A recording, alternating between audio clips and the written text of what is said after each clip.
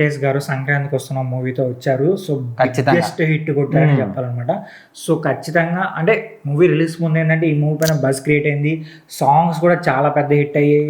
కానీ ఆడియన్స్ ఇంతగా ఎంకరేజ్ చేస్తారని చెప్పి మూవీ ఎవరు కూడా అనుకోలేదు నిజంగా. అంటే ఈ సినిమా ఇప్పుడు సంక్రాంతికి వచ్చిన 3 సినిమాల్లో కూడా చిన్న సినిమా అంటే ఖచ్చితంగా సంక్రాంతికి వస్తాం అనుకోవచ్చు. కాకపోతే ఇప్పుడు కలెక్షన్ల పరంగా కావచ్చు, ఇట్లా ఫ్యాన్ ఫాలోయింగ్ పరంగా కావచ్చు, బజ్ పరంగా కావచ్చు, మొత్తం ఈ మిగతా 2 సినిమా పెద్ద సినిమాలు రెండింటిని కూడా వెనక్కి నెట్టేసి సంక్రాంతికి వస్తున్న సినిమా మాత్రం ఫస్ట్ ప్లేస్లో నిలిచింది.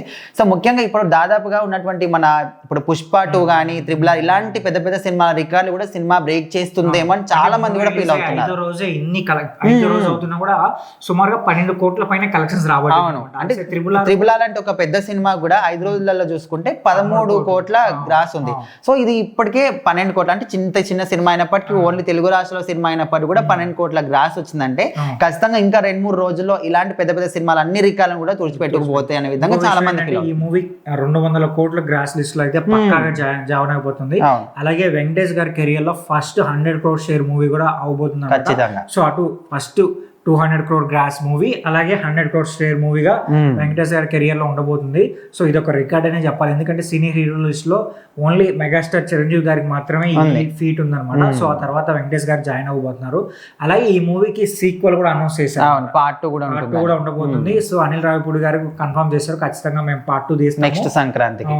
అంటే ఎలా ఉండబోతుంది అంటే ఈ కథనమే ఉంటది, బట్ కొంచెం స్టోరీ లైన్ చేంజ్ అవుతుంది. సేమ్ నాకు తెలిసి వైఫ్ అండ్ హస్బెండ్ అలాగే ఎక్స్ గర్ల్ ఫ్రెండ్ ఈ లైన్ తోనే వెళ్ళి ఇంకొక ఏదైనా టాస్క్ పెట్టేసి ఆ టాస్క్ తో కొంచెం ఫన్ జోన్ లో వెళ్తారని చెప్తున్నారు. సో ఆల్రెడీ ఈ మూవీ అయితే బిగ్గెస్ట్ హిట్ అయింది కాబట్టి, సో ఖచ్చితంగా పార్ట్ 2 వచ్చిందంటే మాత్రం హైప్ కూడా హైప్ ఖచ్చితంగా ఉంటుంది. పుష్ప 2కి ఏ విధంగా అయితే క్యూరియాసిటీతో వెయిట్ చేశారో దీన్ని కూడా అట్లనే వెయిట్ చేస్తారు. సో చూద్దాం మరి. అయితే సంక్రాంతికి వస్తున్న మూవీ పైన మీ ఎక్స్పెక్టేషన్స్, అలాగే ఈ మూవీ చూసిన తర్వాత మీకేమనిపించింది కూడా కామెంట్ చేసి చెప్పండి. అలాగే ఈ మూవీకి పార్ట్ 2 అవసరమా లేదనే దాని గురించి కూడా కామెంట్ చేసి చెప్పండి.